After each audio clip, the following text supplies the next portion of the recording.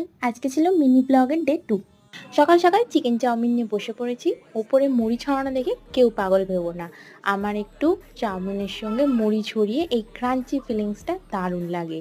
তারপর electric bill দেখে আমার তো চক্ষু চড়ক গাছ, মাথায় পুরো হাত পড়ে গেছে। গরমের শুরুতেই যদি এত বিল আসে তারপরে কি হবে? এই এরাই না আমাকে এরমভাবে লুটে নেবে। তারপর বেশ ঘন্টাখানেক ধরে পড়াশোনা চালিয়ে গেলাম।